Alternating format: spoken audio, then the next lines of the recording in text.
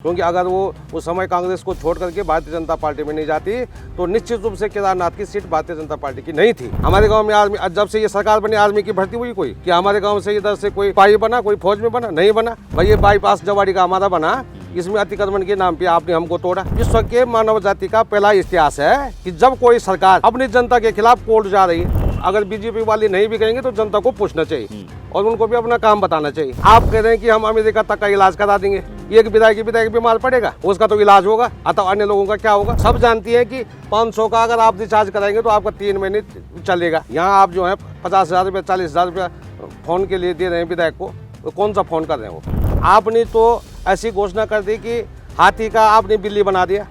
तीर्थपुर तो नहीं विरोध किया तो भारतीय जनता पार्टी ने तीर्थपुर को कांग्रेस का एजेंट का प्रवचन करते हैं तो उनका प्रवचन सब सुनते हैं, मैं भी सुनता हूँ।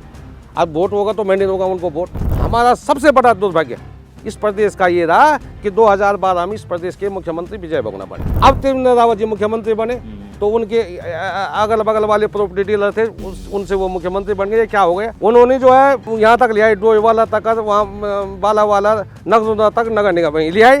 अब नगर निगम लिया तो उन्होंने कहा बेचो। आप भारतवर्ष में अगर कहीं भ्रष्टाचार है तो सबसे ज्यादा उत्तराखंड के अंदर है। पहले हमारे गांव में एक जंगलात विभाग का चौकीदार होता था, एक जल संस्थान का फीटर होता था, 4 आदमी गैंग पे होते थे, एक बैंक में होता था। आज कहाँ है?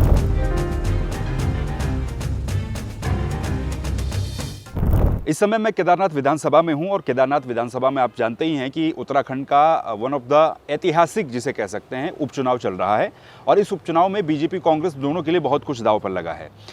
इस समय मेरे साथ मौजूद हैं रुद्रप्रयाग कांग्रेस के बड़े ही सीनियर लीडर और हर वक्त मीडिया के सामने जो एक्टिव रहते हैं कई बार अपने बयानों को लेकर के, अर्जुन गहरवार जी हमारे साथ मौजूद है। अर्जुन गहरवार जी बहुत बहुत स्वागत है आपका। बहुत इस इलेक्शन की ही बात करते हैं, इलेक्शन से ही शुरुआत करते हैं। जिस तरीके से ये दिवंगत शैला रानी रावत के निधन के बाद सीट खाली हुई, तब से और अभी तक ये लगता है कि ये इलेक्शन अपने आप में सिर्फ एक नॉर्मल इलेक्शन नहीं है बल्कि बहुत कुछ है बीजेपी के लिए भी, कांग्रेस के लिए भी। आप लोग लगातार ये दावा करते रहे कि भाई देखिए हमने अयोध्या में आपको हरा दिया, फिर हमने बद्रीनाथ में आपको हरा दिया और अब केदारनाथ की बारी है। क्या इस लिहाज से भी ये इंपॉर्टेंट है और क्या इस लिहाज से भी इंपॉर्टेंट है कि कांग्रेस अपने एक कमबैक का दरवाजा उत्तराखंड में कहीं खोज रही है 2027 के लिए? देख लीजिए, ये जो अयोध्या और बद्रीनाथ की आप बात कर रहे हैं तो उसमें निश्चित रूप से जनता ने भारतीय जनता पार्टी के खिलाफ वोट दिया है। और भारतीय जनता पार्टी ने जो अयोध्या में किया, अयोध्या से हम चलेंगे, अयोध्या में जो किया कि भगवान राम के मंदिर को अधूरे में बनाया। अयोध्या में स्वयं गया था और भगवान राम के मंदिर को अयोध्या में बनाया, तो उनका वहाँ उसको आधे अधूरे में उनका उद्घाटन किया। तो अधूरा तो कोई भी बच्चा 9 महीने में पैदा होता है, अगर उसको 7 महीने 6 महीने 5 महीने में पैदा होता है तो वो ठीक नहीं होता है। तो एक प्रकार से भगवान राम का जो मंदिर का जो उद्घाटन उन्होंने किया वो गलत तरीके से किया, तो उसकी सज़ा उनको मिली, अयोध्या उनको हारना पड़ा। और बद्रीनाथ में जो पासे इन्होंने खेले तो शकुनी जैसा पासा था, तो अंत में महाभारत में शकुनी को भी हारना पड़ा, तो यही दिशा इनकी थी। अगर बद्रीनाथ में कांग्रेस के से उन्होंने भंडारी जी को ले लिया था और मूल कार्यकर्ता को टिकट देते तो निश्चित रूप से कोई टक्कर का चुनाव होता, कुछ होता। अब वही स्थिति केदारनाथ की है। केदारनाथ में तो तमाम मुद्दे हैं और मुद्दों के साथ साथ तो यह है कि आपने जो है बागेश्वर में चंद्र राम दास जी गुजरे तो आपने उनके मिसेज को टिकट दिया। आपने जो है वहाँ यहाँ जो है कैंट में जो है हरबंस कपूर जी गुजरे तो उनकी मिसेज को टिकट दिया। प्रकाश पंत जी गुजरे तो उनकी मिसेज को टिकट दिया। वहाँ चमोली में भी वही दशा हुई। अब आप जो है बेटी पढ़ाओ बचाओ का नारा दे रहे हैं, यहाँ आपने बेटी की गर्भ में ही हत्या कर दी राजनीतिक रूप से। ये शुरुआती दौर से तो ये लग रहा था कि जो शैला रानी जी के जो काम है, शैला रानी जी की जो लोकप्रियता क्षेत्र में है, और शैला रानी जी ने पंचायतों से उठ करके क्षेत्र पंचायत सदस्य से लेकर के विधानसभा तक जो गए थे और निश्चित रूप से उन्होंने कांग्रेस में बगावत करके भारतीय जनता पार्टी को खड़ा करने में भी उनका बहुत बड़ा योगदान था। क्योंकि अगर वो उस समय कांग्रेस को छोड़ करके भारतीय जनता पार्टी में नहीं जाती तो निश्चित रूप से केदारनाथ की सीट भारतीय जनता पार्टी की नहीं थी, क्योंकि 2000 उससे नहीं। लेकिन कल भी मैं सुन रहा था कांग्रेस के जो बहुत सारे नेता है, आप लोगों को ऐश्वर्या रावत से इतनी हमदर्दी अब क्यों हो रही है? क्योंकि बहुत सारे लीडर कह रहे हैं कि भाई आपको परिवार से किसी को टिकट देना चाहिए था। दूसरी तरफ आप पहले कहते रहे कि भाई परिवारवाद बीजेपी करती है और अब कह रहे हैं कि ये परिवारवाद का तो बीजेपी हम पे ना बीजेपी कहते हैं कि कांग्रेस परिवारवादी है, कहती है, तो हम कहते हैं कि कांग्रेस परिवारवाद कहीं नहीं है। परिवारवाद तो आपका आप हैं। आपने जो है आप ये समझ लीजिए ना कि जब कब कौन सी स्थिति ऐसी रही कि जब जवाहरलाल नेहरू प्रधानमंत्री रहे, उन्होंने किसी अपनी बेटे को किसी सगे समिति को मंत्री बनाया हो, कब किस चीज़ में रखा उन्होंने? या इंदिरा गांधी रही हो तो उन्होंने कब राजीव गांधी जी को मंत्री बनाया? या राजीव गांधी रहे तो कब उन्होंने सोनिया गांधी या राहुल गांधी को बनाया? तो ये तमाम बातें हैं। और ये तो अमित शाह जी हैं, तो इन्होंने तो BCCI का अध्यक्ष अपने लड़के को बना दिया। तो परिवारवाद चाहे राजनाथ सिंह जी का लड़का हो, चाहे तमाम जो नेता है इनके, तो परिवारवाद हमारे अंदर है कि इनके अंदर है? परिवारवाद तो इनके अंदर है ना, आपके यहाँ जो बना रहे हैं। आपके यहाँ भी एक पार्टी की परंपरा है, गांधी और परिवार ये जो भी रहती परंपरा है, वो इनकी भी थी है। मृतक आश्रित की, तो इसमें इन्होंने वो किया है। और निश्चित रूप से उन्होंने एक वर्ग विशेष को भी वो इसमें नेगलेक्ट किया है, धोखा दिया है। तो इसका भी इनको खामियाजा भुगतना पड़ेगा। आप समझ लीजिए कि प्रकाश पंत जी के मरने के बाद उन्होंने उनकी मिसेज को दिया, और हरबंस कपूर जी तो सविता कपूर जी को दिया। यहाँ उन्होंने चंदन रामदास जी की जगह उनकी मिसेज को दिया। तो निश्चित रूप से ये लग रहा था जनता को कि इन सब से में तो लोकप्रियता शैला रानी जी की थी। वो तो एक तो महिला नेत्री थी और एक प्रदेश में महिलाओं में बड़ा नाम था। दूसरे सबसे बड़ी बात ये थी कि उन्होंने हमको ही तोड़ करके, हमारे तो वो विरोधी बनी, हमको नहीं कहना चाहिए था उनके पक्ष में। लेकिन जहाँ तक सामाजिक हित की बात है, जहाँ तक इनका जो मृतक आश्रित का जो कोटा है मुद्दा है, चाहे सर्विस में हो चाहे यहाँ हो, तो वहाँ के लिए तो हम तो जनहित के मुद्दे उठाते हैं। और खास करके मैं तो जनहित का, वो जनता के अंदर वो भी आती है। वो शैला रानी जी की बालिका भी जनता के अंदर आती है।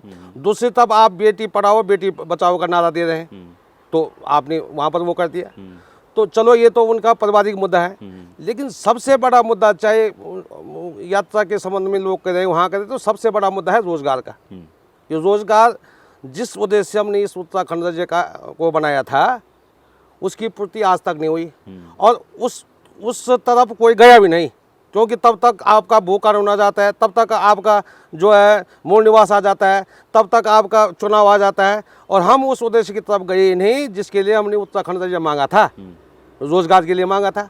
और रोजगार के बिना हमारे हाथ आज खाली है। अच्छा, रोजगार की आप बात कर रहे हैं, लेकिन पिछले कुछ महीनों में सरकार ये लगातार कह रही है कि भाई हमने लगभग 6000 से ज़्यादा लोगों को रोजगार दे दिया इन 3 साल के। पुष्कर सिंह धामी जब से मुख्यमंत्री बने तब के और अभी तक के टेन्योर में 3000 से 6000 से ज़्यादा लोगों को हमने रोजगार दे दिया है।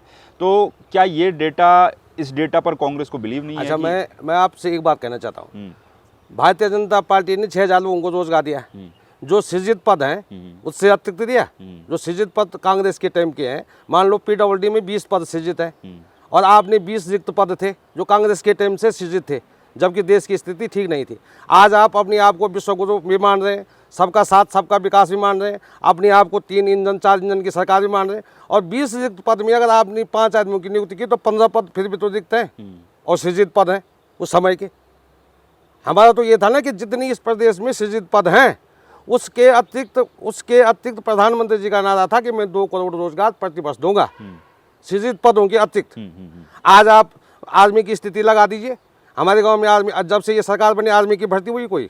क्या हमारे गांव से इधर से कोई सिपाही बना, कोई फौज में बना? नहीं बना। आपने उसको बहुत नीचे स्तर पर अग्निवीर पे ला कर दिया। तो ये तमाम बातें हैं कि इन्होंने सबसे पहले तो रोजगार को खाया। अब उसी रोजगार से हमारा ये जुड़ा हुआ था, केदारनाथ की जो यात्रा थी, आपने अतिक्रमण के नाम पे हमको तोड़ा। भाई ये बाईपास जवाड़ी का हमारा बना, इसमें अतिक्रमण के नाम पे आपने हमको तोड़ा। अब अतिक्रमण से कुछ लोग टूटे। उसके बाद आप तक दिखा लीजिए कि 2023 की जो यात्रा थी, तो ठीक यात्रा चली और 2023 में रोजगार लोगों को मिला। वो यात्रा आपने रजिस्ट्रेशन के नाम पे 24 में ख़त्म कर दी, तो हमारा आदमी टूट गया। अब हमको तोड़ने की बहुत कोशिश हो रही है।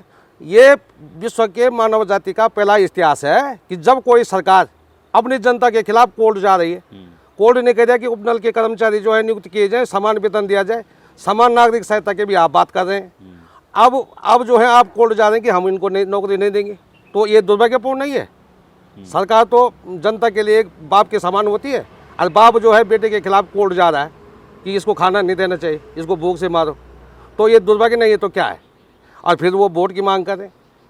आप जो है तमाम किस्म की, अब केदारनाथ विधानसभा में आप चाहे तला नागपुर की समस्या को लो। तला नागपुर में जो पहले से शुरुआती महाविद्यालय की मांग चल रही है, सबको शिक्षा देने की बात भारतीय जनता पार्टी कर रही है, तो वो नहीं हुआ। पॉलिटेक्निक नहीं हुआ, सड़कों की मांग है, पेयजल की मांग है, तो तमाम बातें ऐसी पड़ी हुई हैं तो ये सरकार जब रही है। नहीं, लेकिन वो बीजेपी वाले तो ये भी कह रहे हैं ना कि भाई आप मनोज रावत को आपने टिकट दिया, उनको आप कैंडिडेट लेकर के आए हैं, जब वो विधायक रहे तो उन्होंने अपने कार्यकाल में क्या किया 5 साल तक, देख लीजिए, मनोज रावत जी को पूछ जाना चाहिए निश्चित रूप से। अगर बीजेपी वाले नहीं भी कहेंगे तो जनता को पूछना चाहिए और उनको भी अपना काम बताना चाहिए। और मनोज रावत जी के द्वारा जनहित के जो मुद्दे उठाए गए हैं, अगर आप बीजेपी के प्रत्याशी और कांग्रेस के प्रत्याशी का आकलन करें, जनता आकलन करे कि विधानसभा में हमारी बात को कौन अधिक उठा सकता है, तो इसका भी रिजल्ट जनता के पास आएगा कि इन दोनों में से कौन उठा सकता है। अब मनोज रावत जी से कहीं पे कोई काम नहीं हुआ है तो वो भी जनता को पूछना चाहिए। वैसे तो सरकार 2017 में भारतीय जनता पार्टी की थी और ये विपक्ष में थे, और इनके जो मुद्दे थे वो विपक्ष नहीं माने, चाहे भू कानून से संबंधित था, चाहे मूल निवास से संबंधित था, वो माने हैं। लेकिन ये जो इस वक्त के चुनाव हैं तो निश्चित रूप से जो हमारा बेरोजगार भाई है, वो जितने लोग खड़े हो रखे हैं, जितने लोग तंत्र प्रजातंत्र के ऊपर खड़े हो रखे, तो सबसे प्रश्न होनी चाहिए। मैं ये नहीं कह रहा हूँ कि हमारा प्रश्न खाली भारतीय जनता पार्टी के लिए है। हमसे अगर गलतियाँ हुई हैं, हमसे कमियाँ हुई हैं, तो हमको भी पूछ देना चाहिए कि आपने क्यों नहीं किया। हम बोल रहे हैं लेकिन आपने क्या नहीं किया। लेकिन मेरा कहने का मतलब यह है कि जब उपनल के मामले में जब हाई कोर्ट ने कह दिया है तो आप उस पर रोक क्यों लगा रहे हैं? आप किसका पैसा दे रहे हैं? जनता का दे रहे हैं ना, हमारे टैक्स का दे रहे हैं। आप वहाँ तो दे रहे हैं, अपना आपने वेतन बढ़ा दिया है। आप कह रहे हैं कि हम अमेरिका तक का इलाज करा देंगे। एक विधायक बीमार पड़ेगा, उसका तो इलाज होगा, अतः अन्य लोगों का क्या होगा? आपने हवाई टिकट वो कर दिया, आपने वो कह दिया। आजकल आप देख रहे हैं कि संचार कंपनियां जो हैं सब जानती हैं कि 500 का अगर आप रिचार्ज कराएंगे तो आपका 3 महीने चलेगा। यहाँ आप जो है 50,000 रुपया 40,000 रुपया फ़ोन के लिए दे रहे हैं विधायक को, कौन सा फ़ोन कर रहे हैं वो? कौन सा क्या बात हो रही है? आप सब जानते हैं कि बाजार में जो है 10 या 20 रुपये तक की चाय है, आप 50,000 रुपये विधायक को आवास में चाय के लिए पेमेंट दे रहे हैं। ये कौन सी चाय पी रहे हैं? नहीं, लेकिन बढ़ाने वालों में तो आपके भी शामिल हैं। मैं ये तो कह रहा हूँ, मैंने क्या कहा, मैं इससे पहले यही तो कह रहा हूँ कि हर आदमी से प्रश्न पूछना चाहिए। हर आदमी से। मैं कांग्रेस पार्टी का बाद में हूँ और जनता का पहले हूँ। जनता से कांग्रेस बनी है या बीजेपी बनी है, कांग्रेस से जनता नहीं बनी है। जनता का पहले हूँ। अगर जनता ठीक रहेगी तो कांग्रेस भी ठीक रहेगी। जनता अगर खुश रहेगी तो कांग्रेस खुश तभी तो रहेगी। तो पहले जनता के जब मुद्दे उठेंगे और जनता के मुद्दों का अगर हल होगा तो कांग्रेस पार्टी का भी हल होगा। एक और चीज़ ये है कि इस केदारनाथ के उपचुनाव में जब से शैला रानी रावत का निधन हुआ है, तब मुख्यमंत्री भी आए थे और उन्होंने केदारनाथ में कहा था कि भाई आप ये मत सोचिए कि आपकी विधायक अब नहीं रही, मैं आपका विधायक हूँ। खुद को उन्होंने केदारनाथ का विधायक बता दिया। उसके बाद लगातार उनके दौरे चल रहे हैं, 5-5 मंत्री लग चुके हैं, घोषणाएं हो रही हैं। तो वो तो ये कह रहे हैं कि भाई हमने पिछले 2 महीने में या 3 महीने में केदारनाथ के लिए जितना किया है उतना तो शायद 4 साल 5 साल में भी नहीं हुआ होगा। तो वो क्या इम्पैक्ट करेगा? आपको मैं ये कहना चाहूँगा, आपके चैनल के माध्यम से आपके द्वारा जो है ये कहना चाहूँगा जनता को कि केदारनाथ से पहले अभी 6 महीने पहले बद्रीनाथ के चुनाव हुए। बद्रीनाथ में आपने घोषणा की, अगर बद्रीनाथ में आपने जो घोषणा की वो हुई है, उनका हल हुआ, वो निकली है, तो निश्चित रूप से केदारनाथ भी होगा। आपने तो ऐसी घोषणा कर दी कि हाथी का आपने बिल्ली बना दिया और पीठ आप अपने थपथपा रहे हैं। भाई आप जो है सैनिक स्कूल का मामला देख लीजिए कि सैनिक स्कूल से आप कह रहे हैं ये वेटनरी का बनेगा, तो आप अपनी पीठ थपथपा रहे हैं। आप जो है 2016 का 2 करोड़ रुपया चिच्चे बेटे ITI के लिए स्वीकृत है और आप कह रहे हैं भवन बनेगा। किसी महाविद्यालय का भवन बना हुआ है, सब जानते हैं, भ्रष्टाचार की भेंट चढ़ा। हमने कहा इसकी जांच कराओ, आप कह रहे हैं ये भवन के लिए हम नहीं ऐसा पैसा भेजेंगे। बरानी ताल में पैप पड़े हुए हैं, सड़कों के मामले पड़े हुए, तो तमाम तो ये तो वहाँ की स्कीमें हैं, इनकी घोषणाएं हैं, तो ये रद्दी घोषणाएं हैं। मैंने इनको मुख्यमंत्री जी को हर चैनलों पे चैलेंज किया है कि जो मैं कह रहा हूँ अर्जुन सिंह केजरीवाल वो कहीं पे झूठा है तो आप मुकदमा करिए मेरे ऊपर। क्यों नहीं मुकदमा करते हो? हमने कहा कि आपने सैनिक स्कूल में भ्रष्टाचार कर दिया, आपने किसी महाविद्यालय में भ्रष्टाचार कर दिया, आपने जो है ऑल बदर रोड को आपने जो है ऋषिकेश से बद्रीनाथ केदारनाथ गंगोत्री यमुनोत्री जोड़ा, घनसाली से सुमाड़ी तक का आपने ऐसा छोड़ दिया। आपने पर्यटन की दृष्टि से हमको छोड़ दिया। आपने यात्रा को वहाँ डिवाइड कर दिया। अगर उस यात्रा को अगर यहाँ भेजते तो होम स्टे तुम्हारी योजना थी, सरकारी की थी, उस होम स्टे को बनाते यहाँ रोकते तो रोजगार मिलता और यात्री घूमता भी, तो यात्री तो वापस गए ऋषिकेश से। तो कई तमाम बातें, कई मुद्दे हैं, जैसे भगवान केदारनाथ के शिला का मुद्दा है। तो मुख्यमंत्री जी ने 10 तारीख को शैला रानी रावत जी का दाह संस्कार हुआ और 10 तारीख को उसी समय मुख्यमंत्री जी ने दिल्ली में केदारनाथ मंदिर का उद्घाटन किया और कहा कि जी कहा कि वो बाइट है हमारे पास, कहा कि जो लोग वहाँ नहीं जा सकते वो यहाँ आए। और मुख्यमंत्री जी सनातनी है और सनातनी की वजह से वो मुख्यमंत्री बने। अब सनातन धर्म में 12 ज्योतिर्लिंग है, ज्योतिर्लिंग 11 भी नहीं हो सकते, 13 नहीं, वो अनंत आदिकाल से है। जो ज्योतिर्लिंग है वो अनंत आदिकाल से है। अब उनको वो वहाँ बना रहे थे। जब जनता का विरोध हुआ, तीर्थ पुरोहितों ने विरोध किया, तो भारतीय जनता पार्टी ने तीर्थ पुरोहितों को कांग्रेस का एजेंट कहा कि ये कांग्रेस की एजेंट है। ये वो भी बयान है जो उन्होंने एजेंट कहा। तो एजेंट हैं तो अब वो वोट करेंगे, बनाएंगे कांग्रेस की सरकार को। और उसके बाद मैं ये पूछना चाहता हूँ कि दिल्ली में इन्होंने कह दिया मुख्यमंत्री जी ने कोई मंदिर नहीं बनेगा, जो इस नाम से बनाएगा उसमें मुकदमा होगा। बना कौन रहा था, उद्घाटन कौन कर रहा था? उस दिन भी इन्होंने लड्डू बांटे, जिस दिन केदारनाथ में मंदिर का उद्घाटन किया। आज जिस दिन मना किया उस दिन भी लड्डू बांटे। अब यहाँ से शिला ले गए, उस शिला को वापस लाएंगे। सतपाल महाराज जी कह रहे हैं, वो ये कह रहे हैं कि शिला तो कोई ले ही नहीं गया। तो महाराज क्या कह रहे हैं, आपको बोले इस प्रदेश का सबसे बड़ा नाम है सतपाल महाराज, और सतपाल महाराज हमारे धर्म गुरु भी हैं। और सतपाल महाराज पे भारतीय जनता पार्टी के ने धर्म गुरु होने के नाते कांग्रेसों की भी आस्थाएं हैं और अन्य दलों की भी हैं। जब वो प्रवचन करते हैं तो उनका प्रवचन सब सुनते हैं, मैं भी सुनता हूँ। अब वोट होगा तो मैं नहीं दूंगा उनको वोट, लेकिन जब वो प्रवचन करते हैं तो मैं उनका पाँव स्पर्श करता हूँ और उनका प्रवचन सुनता हूँ। उनके द्वारा चैनल पे आ गए, मेरे पास वो बयान है कि हम शिला को वापस लाएंगे। तो ये बयान आप देख लीजिए, ये पार्टी सफरनामा पे, पार्टी खबरनामा पे, केदार खान न्यूज एक्सप्रेस पे ये बयान निकाल दीजिए आप, और वो पढ़ दीजिए कौन से शिला वापस लाएंगे। तब बस धर्मगुरु के हिसाब से तो मुख्यमंत्री से बड़े हैं ना सतपाल महाराज, चाहे सरकार में उनका दर्जा कम हो, लेकिन धर्मगुरु में तो बड़ा है ना। केदारनाथ, दिल्ली वाला केदारनाथ और इस इलेक्शन के लिए या फिर केदारनाथ के लिए एक और इशू है जिसको कांग्रेस लगातार रेज कर रही थी, वो है कि भाई केदारनाथ में सोना आया था और वो सोना पीतल बन गया। अब ये इस पर सरकार पिछले दिनों में खुले तौर पर मुख्यमंत्री ने भी कहा अपने इंटरव्यू में कही कि इतना तो था ही नहीं, 22-23 किलो सोना था। कांग्रेस बड़ा चढ़ा करके 228 किलो बता रही है। एक बात बताओ, आप भी सनातन से हैं और अनंत आदिकाल से आप भी जानते हैं कि शिव जी तो ऐसा भगवान है, ऐसा ईश्वर है कि शिव को तो मिष्ठान भी नहीं चढ़ता है, शिव जी को फल भी नहीं चढ़ते हैं। शिव तो खाली जल और बेलपत्र से ही खुश होने वाले हैं। अन्य जैसे अन्य पूजा हम करते हैं तो फल फ्रूट ले आते हैं, वो ले आते हैं, लेकिन शिव जी के ऊपर तो फल भी नहीं चढ़ते हैं। शिव जी को तो बेलपत्र और जल से ही खुश होने वाले हैं। किस सनातनी ने, किस धर्मगुरु ने, किस ने कह दिया कि शिव जी को सोना लगाओ? और कौन वो दानी था?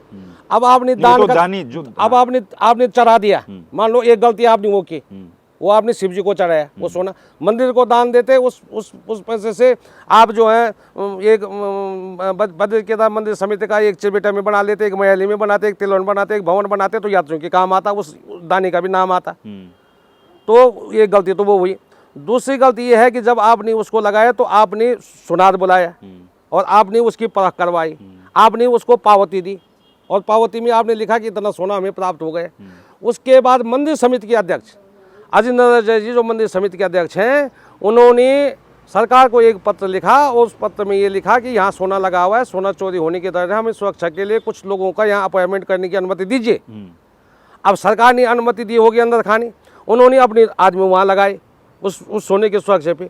आज जब वो आदमी सोने की सुरक्षा पे लगाए तब वो पीतल बन गए, तब उन्होंने कहा जी ये पीतल हो गया। अब ये बता दीजिए कि सरकार के पास ऐसी कौन स्थिति है कि आपने सोना लगाया, फिर आपने वहाँ सुरक्षा गार्ड रखे, फिर वो पीतल हो गया। तो इस पे सरकार को श्वेत पत्र जारी कर देना चाहिए। वो सोना खाया किसने?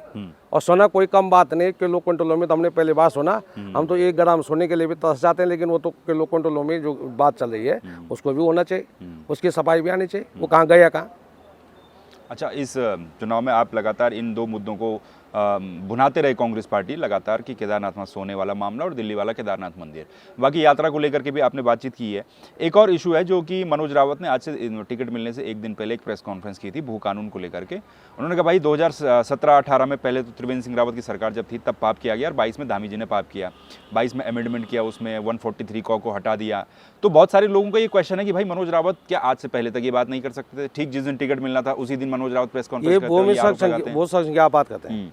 सबसे पहले तो मैं आपका जो पहला प्रश्न है उसका जवाब दूंगा कि जो सोना चोरी हुआ, जो मंदिर वहाँ बना और जो यात्रा है, वो चुनाव तो पिछले 6 महीने से हो रहे हैं और वो ये मामला मैं 2 साल से उठा रहा हूँ, साल भर से उठा रहा हूँ। ये मेरा चुनाव मुद्दा नहीं है, ये मेरा चुनाव मुद्दा नहीं, ये मेरे जनहित के मुद्दे हैं। चाहे उसमें तब भारतीय जनता पार्टी का कार्यकर्ता हो, चाहे वो उपनल की बात को मैं पहले से उठाता आ रहा हूँ।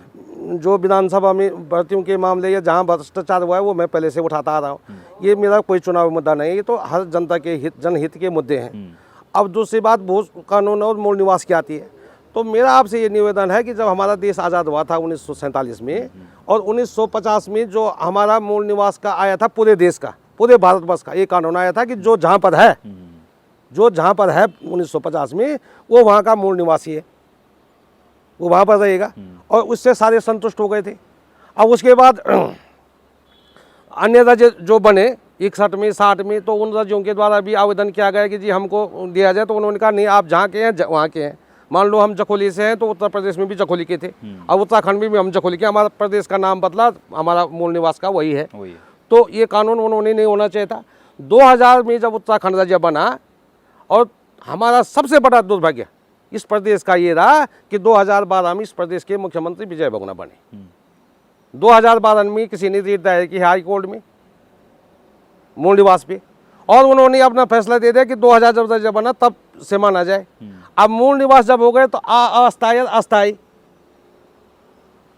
ये ला गए नया, क्योंकि यहाँ से नौकर साथों सारे बाहर के थे। अब उनको अपने आदमी को यहाँ फिट करना था। और इनका भी जो सरकार बनी थी, जो हमारे मुख्यमंत्री मंत्री थे, उनको भी हमसे कोई लेना देना नहीं था। उनको भी चुनाव लड़ने के लिए पैसा इकट्ठा करना था। तो जनहित के मुद्दे कहाँ से उठते, उन्होंने तो अपना फायदा देखा कि करोड़ 2 करोड़ लाख 2 लाख कहाँ से मिल रहा है, वो वहाँ फंसा। और भू कानून का भी जहाँ तक मामला है, तो भूमि का अधिकार उत्तराखंड राज्य मांगने का क्या उद्देश्य था? हमने तो कहा था जल जंगल जमीन तीनों पर अपना, इस पे अपना अधिकार हो। अब जंगल तो हमारे देखने के लिए है और उस पर हमारा अधिकार है नहीं। हम एक पेड़ नहीं खा सकते, एक पेड़ काटेंगे तो जेल चले जाएंगे। ये जल ये जा रहा है यहाँ से, ये केदारनाथ बद्रीनाथ से लेकर के गंगोत्री यमुनोत्री से लेकर यहाँ गंगा जल भी नहीं है। ये गंगा जल तब बनता है जब हरिद्वार जाता है। राफ्टिंग भी तब होती है जब ये 82 से आगे पहुँचता है। हमारे तो राफ्टिंग के काबिल भी नहीं है और ना हमारी सिंचाई के काबिल है। हमको तो ये खाली खतरा है और हमारे लिए आपदा है। क्या जल पे हमारा क्या अधिकार है? और ज़मीन की बात आती है तो ज़मीन की आप ठीक कह रहे हैं कि मनोज रावत जी को पहले ख्याल नहीं आया, पहले भी उन्होंने उसमें उठाया, लेकिन मूल निवास का आजकल उठ रहा है, भू कानून का मामला आजकल उठ रहा है, जनता का आंदोलन आजकल है। इस पे भी हमारा अधिकार नहीं है। अब हमको मिला क्या? न तो जल पे हमारा अधिकार, न जमीन पे, न उस पर। तो हमने ये उत्तराखंड राज्य 22 विधायक हमारे थे, उसको 70 बनाने के लिए क्या? भ्रष्टाचारी प्रदेश होगा ये। आज इसका 0 टॉलरेंस इन्होंने नाम दे दिया। तो इससे भारतवर्ष में अगर कहीं भ्रष्टाचार है तो सबसे ज्यादा उत्तराखंड के अंदर है। और आज बहुत अच्छा मौका मिल गया है कि आप प्रदेश के पत्रकारों में आपका भी बड़ा नाम है और आपके साथ बात करने का मेरा मौका मिल गया। तो देख लीजिए आप, चाहे नमामि गंगे के नाम पे हो, चाहे घाटों का निर्माण हो, अभी देख लीजिए आप, बरसात में बह गए, अभी बनेंगे, फिर अगले बरसात में आपको नहीं दिखेंगे। तो ये सारी तमाम है और आपदा के नाम पे बहुत बड़ा भ्रष्टाचार है।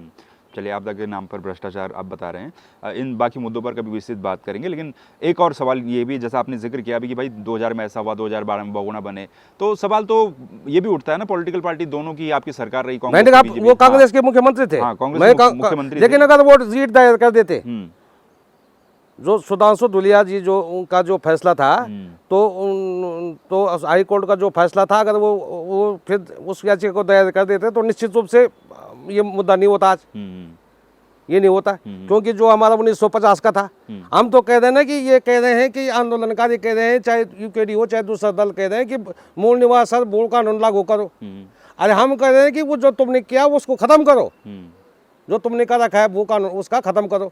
आप देख लीजिए ना कि नरेंद्र तिवारी जी के टाइम पे ये हुआ था कि मान लो आपको 400 गज जमीन मिलेगी, तो खनौरी जी तो बीजेपी के मुख्यमंत्री रहे, तो मैं खनौरी जी की बुराई नहीं कर रहा, खनौरी जी ने तो उसको आधा कर दिया, तो हमने उसका स्वागत किया, लेकिन उन्होंने कहा कि ये नगर निगम के क्षेत्रों तक ही सीमित चाहिए। अब त्रिवेंद्र रावत जी मुख्यमंत्री बने तो उनके अगल बगल वाले प्रॉपर्टी डीलर थे, उनसे वो मुख्यमंत्री बन गए। क्या हो गया?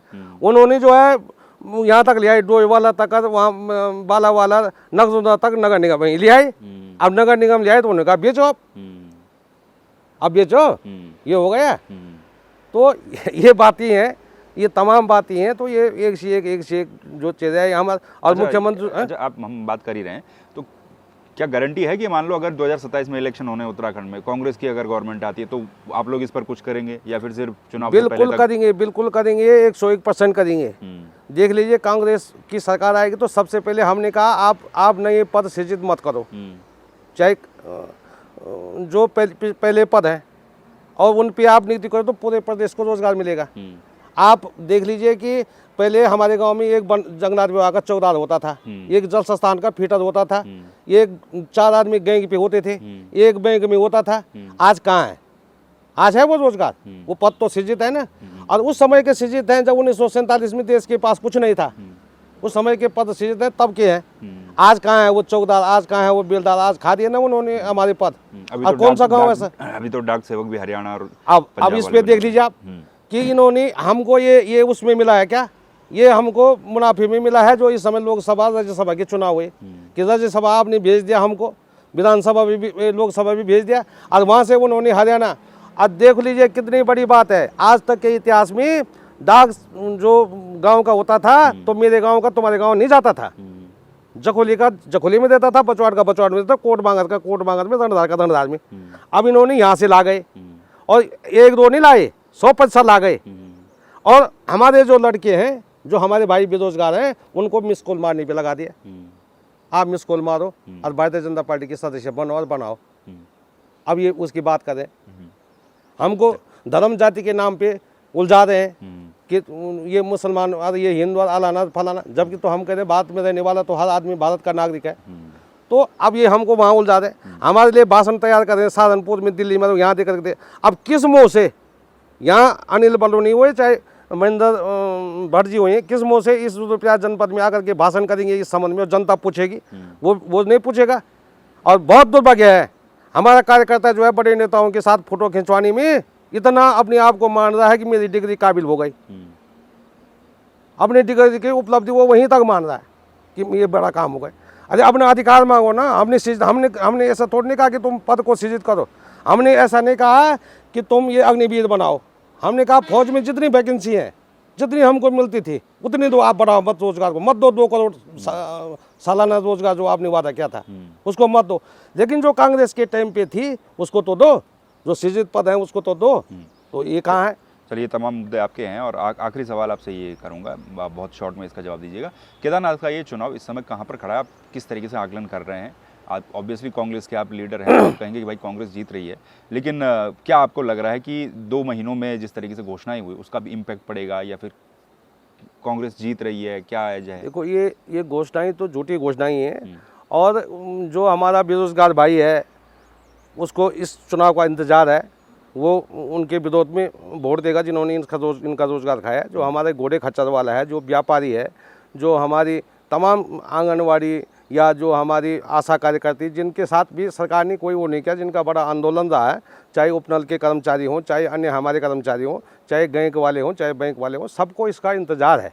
और बेसब्री से इंतजार है कि 20 तारीख को आने वाले समय में ये उन लोगों के खिलाफ वोट करेंगे जिन्होंने इनके रोजगार को खाया है, हमको बेवकूफ़ बनाया है, हमको सड़क पे ला करके खड़ा कर दिया है। उनके खिलाफ ये मत होगा। चलिए, मतलब आपका दावा है कि वो लोग आपके पक्ष में वोट करेंगे। बहुत बहुत शुक्रिया आपका। तो ये अर्जुन गहरवार थे, जिनका कहना है कि कांग्रेस किस तरीके से जिन मुद्दों को लेकर के जनता के बीच में जा रही है, और जनता को भी इंतजार था इस चुनाव का, और इस चुनाव में जनता उसी को लेकर के वोट करेगी। बाकी आपका क्या कहना है कमेंट में जरूर बताइए। इस चैनल को सब्सक्राइब कीजिए। फिर मुलाकात होगी किसी दूसरे वीडियो में। नमस्कार।